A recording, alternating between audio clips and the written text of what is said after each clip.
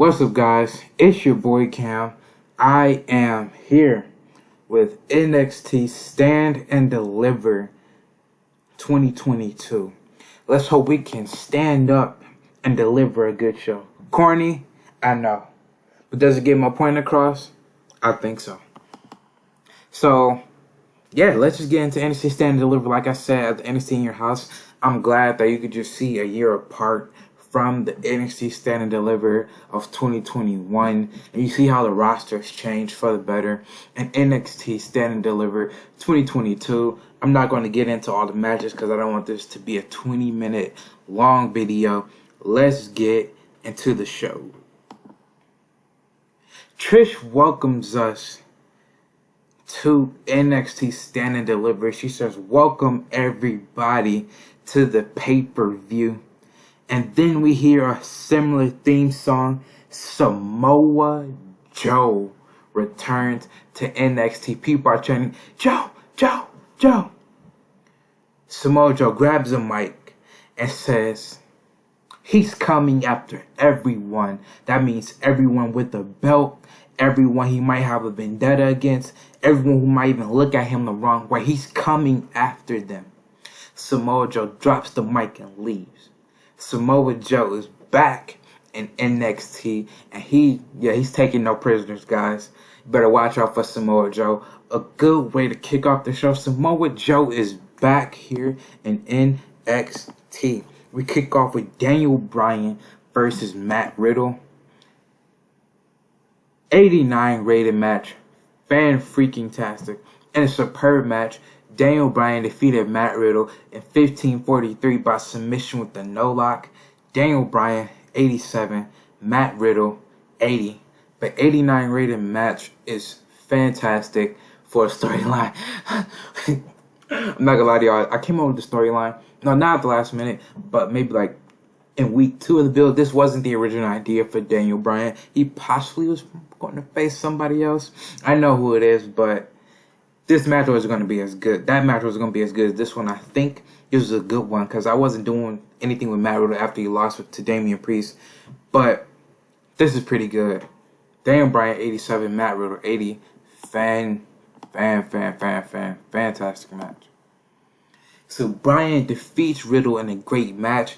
Bryan extends his hand. He wants him to join Jonathan Gresham and Boa in a Pika technique. Riddle slaps Daniel Bryan's hand away and leaves. This is not a heel turn moment for Matt Riddle, but you know how in the heat of competition, you might get mad that you lost and you seem upset. Like, you know, a player, sometimes they might not even shake the other player's hands and then walk into the locker room. That's what Matt Riddle did, not turning heel, but the man's just frustrated that he lost another big match. 81, okay. And above that had great wrestling and good heat. Pete Dunne defeated Chad Gable in 15:48 by pinfall with the bitter end. Chad Gable 87, Pete Dunne 79. Really good match. Set this to technical masterclass. You gotta be careful with those ratings on TW. There's only a specific amount of people that you can do that with. 81 rated match is fantastic. Pete Dunne and Chad Gable have great chemistry, as I think they would have in real life. He is not Butch. He is Peter Dunne. He is Pete Dunne. And he wins here tonight. 87 for Chad, 79 for Pete Dunne. 81 rated match is pretty good. Pete beats Chad Gable in a great match. Pete puts his fist to his chin, signaling that he's coming for anybody, possibly moving up to get a belt. I mean, he did beat a former World Heavyweight Champion. We'll see what that does for him. 77. Even a match that didn't click, I knew that they didn't click because I did this match randomly in like a save where you just put random matches together, see who has good chemistry, who doesn't. But in about to have good heat and decent wrestling. Isaiah Scott defeated Jay Lethal in 10:55 by pinfall at the handspring back elbow. Swerve 73, Lethal 68. And the other save they had 71. But this one they had 77, so I'll take it. I knew that didn't click. Just imagine if they did click. But really, really good. 81, Jay raised the hand of Isaiah Scott, saying he is the future. I mean, I'm a Jay Lethal fan. I'm glad that AEW brought him in. and I'm glad I brought him in too. The guy is very underrated. He should be on a mainstream platform years ago. Ring of Honor is good, but he should have been on like a WWE platform years ago. But his time hasn't passed. But we already know Swerve is the future of NXT, and he's the golden ticket winner. So that's not just an excuse for me just to have Swerve lose. Like, if you're the Money in the Bank winner, sometimes WWE has you lose because, well, you have the Money in the Bank briefcase. But no, that's not how I'm going to do it. I want Swerve to continue to build in momentum because if he cashes in and if he wins, I want him to have that momentum and not have a lot of pitfalls on his way to possibly getting to the top. 85. So DIY says that their originally scheduled match against the North is completely thrown out the window because Josh Alexander is hurt and they want an open challenge for their NXT Tag Team Championships. Su Yung brings out Brody King and Chris Dijak of the House of Black, and they are the ones that answer the open challenge. So we're getting DIY versus the House of Black in an impromptu match. I had to come up with something at the last minute because a few days ago, Josh Alexander got hurt in a good match against Johnny Gargano. The man is out for at least 2 months, so that sucks. But as in wrestling, cards are subject to change, but we had to turn and pivot. And I think this will be giving us a better, not even a better match, but giving us a little bit of something different. 80, pretty good. In a good match, Brody King, yes, Brody King and Chris Dijak defeated DIY in 13:30 when Chris Dijak submitted Tommaso Ciampa with the ankle lock. Brody King and Chris Dijak win the NXT Tag Team titles. Chris Dijak 73, Brody King 70, Johnny Gargano 78, Tommaso Ciampa 75.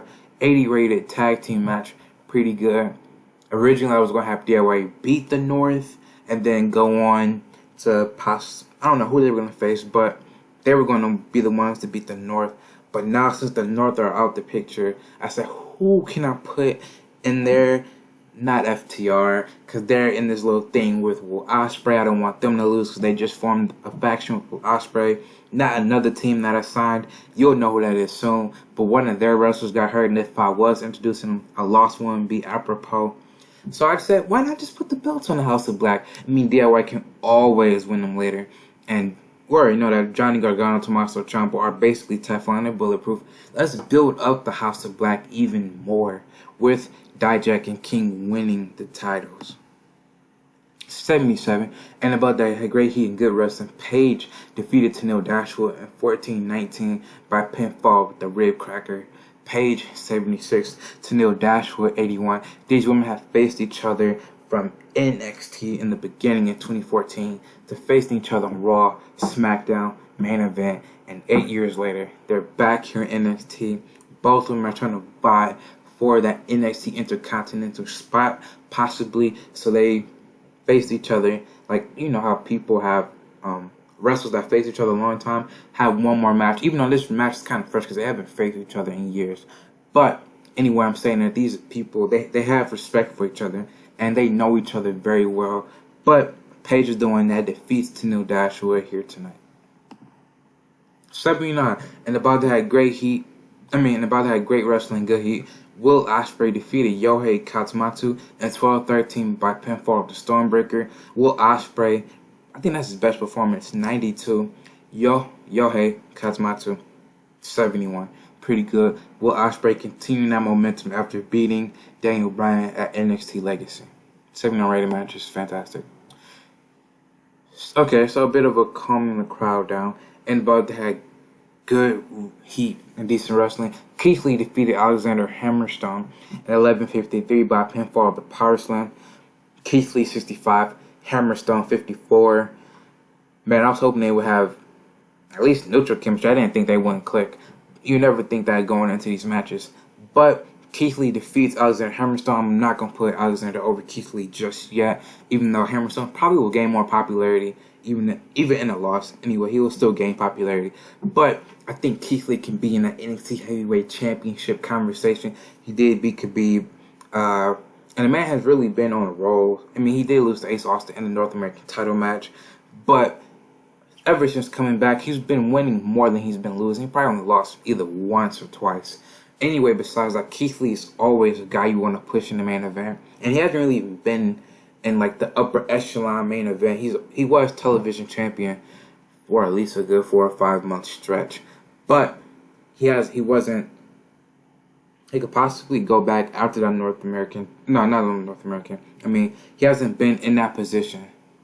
Sheesh. Since I played TW 2016 when Killer Cross beat him at like a takeover years ago. I'm saying like August 2020. So I've been doing a good job of having Keith Lee be a champion without having him being a world champion. But now it's time for the Limitless one to get back in that main title scene. But 64, it's okay. Or did I click next? That's embarrassing. 80. In a good match, Santos Escobar defeated Bandito in 14-19 by pinfall of the bridging German suplex. Bandito 77, Santos Escobar 78, and probably one of my favorite segments of the night is coming up. Santos says that Bandito should team with him because Santos Escobar has always been saying that you should work for me because Santos, he got his group betrayed him and he's calls himself a so-called leader, but he feels like Bandito has lost in his ways and he feels like he should work for him. Basically, Bandito should work for Santos Escobar. Santos Escobar is being as arrogant as he possibly can. And he tells Bandito, you should work for me. But then we hear that theme song and the clapping starts. Andrade El Idolo is back and he is suited and booted. He steps out with a surprising face. Angel Ortiz jump ship from AEW to NXT. He's wearing a suit along with Andrade El Idolo. And they step out and they just watch Santos Escobar. Santos is shocked. I'm loving what we have right here. 4 or 5 people of Hispanic Latinx culture. I love it. I love Lucha Libre. I think Andrade El Idolo is vastly underrated. WWE didn't treat him right. AEW with him is just hit or miss. The AFO, the AFHO, who cares? That stuff sucks. Just book him as a star. The man is fantastic, and I promise you, I will not do this man wrong. Andrade El Idolo and Angel Ortiz are here in NXT. What do they want with Santos Escobar Bandito? We don't know. We'll have to find out.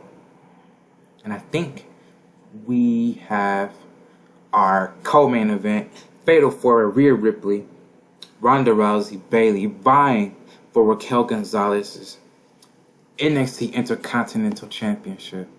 Oh no, not that. I forgot. In a decent match, Aleister Black defeated Cameron Grimes in 12:40 by pinfall of the Nawari Death Foot Stomp. Aleister Black makes defense number 7 of the NXT Championship title. Black, I don't know who is going to beat Aleister Black. I mean, that man is fantastic. Ever since coming back into the company, Aleister Black 83. Cameron Grimes, who I've been building up. You see that he was the millionaire with Rezar before they split up in the drive, their superstar shakeup, whatever you want to call it. Cameron Grimes I've been building him up. He was unimportant. And then you just slowly build him up, and like they do in real life, they slowly build him up, and he continues to gain more popularity. This will do him a world of good. I knew he was going to beat Aleister Black, but you got to make them believe in that contender that they actually have a shot. If they have no shot, then the match has no drama. But you've been building Cameron Grimes up, and there's a possible chance that he could beat Aleister Black, but Aleister Black is just on another level right now, and I couldn't justify in a popularity gap Cameron Grimes beating Aleister Black. 86. Aleister Black raises the openweight title. Brody King and Chris Dijak raise the tag team titles. House of Black are draped in gold. Interesting. Tell me that this is the Fatal 4. I think the Fatal 4 is next. That's one of the better women's matches. And above had great heat and good wrestling. Raquel Gonzalez defeated Bayley, Rhea Ripley, and Ronda Rousey in 15-10, where Raquel Gonzalez pinned Bayley with a tequila shot. Raquel Gonzalez makes defense number 1 of the NXT Intercontinental title. Raquel Gonzalez 69, Bayley 78, Rhea Ripley 83, Ronda Rousey 87. Ronda has like one of those lingering injuries, just for a few days. But the original idea was going to be Raquel, Bayley, and Rhea, but Ronda Rousey had this little feud with Rosemary. Wasn't really feeling that. She beat Rosemary a few weeks back, and then she inserted herself into this fatal four. I know all the people were going to say Bayley, Rhea Ripley, and Ronda Rousey. They could have been champ, but I just gave Raquel the title, and I want to build her up. I know some people have had transition reigns like DIY, Dragon Lee, and forgetting somebody, and the Gold Standard. But in certain cases, you got to build them up, and that's how you do that. Rhea Ripley and Ronda Rousey are protected. Even Bayley's protected somewhat. Because it's a fatal four, it's chaotic. But 83 rated match, pretty good. Raquel stands tall in the midst of the carnage of the fatal four-way. She, what's her name? But yeah, what's her name? Big Mommy Cool? Yeah, I think Big Mommy Cool. That's her nickname? Oh, I'm embarrassing myself. But Raquel stands tall in the midst of the carnage of the fatal four-way. She's beating Ronda, Bayley, and Rhea Ripley, possibly revisiting some of those matches and singles matches, possibly. But that fatal four-way is fantastic. And a bit of calming the crowd down just a bit, and the bout that has subpar wrestling little heat. Danhausen, and Dexter Lumis defeated 2.0 in 8:27 when Dexter Lumis pinned Matt Martel with the breaking point. Dexter Lumis 65, Danhausen 40, Matt Martel 45, Chase Parker 58. Just, a match for people who could possibly take a piss break in. Just a lighter, because we've been having bangers after bangers after bangers. Just a match to have a lighter tone to it. A match that's fun. People can take a bit of a breather before the main event.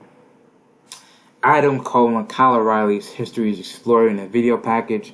Kyle O'Reilly trying to prove himself as a single star. He won a fatal four against Damian Priest, Matt Riddle, and Yohei Katsumatsu. I think he pinned Yohei Katsumatsu in that match. He then faced Adam Cole for the NXT Openweight title on, I think, on Thunder the next week or the week after that, in a 30-man, not a 30-man, but they went to a draw, in a 20-minute draw, like a TV time limit draw. So Adam Cole and Kyle O'Reilly.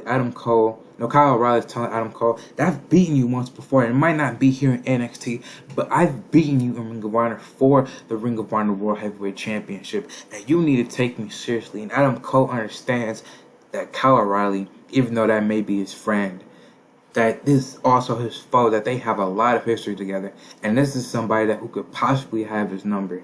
So we'll see what happens in our main event. Tell me I got a good match.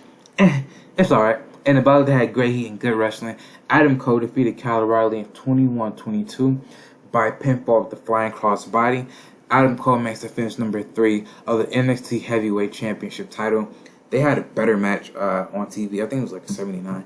Adam Cole 86, Kyle O'Reilly 72. Yeah, pretty good. I think if Kyle O'Reilly had better psychology, I think it would have been better. But Adam Cole retains the belt here tonight. No surprise debuts after the fact, but Adam Cole and Kyle O'Reilly shake hands after going to war with one another. Adam raises his title in the air to close off the show. So tell me what you think down below. We basically packed in Yankee Stadium. I think we gave the people a great show. Tell me what you think down below. 83 rated show. Fantastic stuff. I mean, Matt Riddle and Daniel Bryan, they just burned the house down. Jay Lethal, Swerve, they had a good match. Will Ospreay had a good match. Santos Escobar had a good match. Samoa Joe's back. Andrade El Idolo is back with Angel Ortiz, surprisingly. House of Black is draped in gold. Adam Cole defeated Kyle O'Reilly. So tell me what you think down below. We are having brand supremacy in the next month. Inferno, Thunder, NXT TakeOver Supremacy. Who will win? And then after that, NXT Bash at the beach in a fun location. I think in either Canada or the UK. But somewhere exotic, just somewhere out of the United States. But tell me what you think down below. I'll see you when I see you. Peace.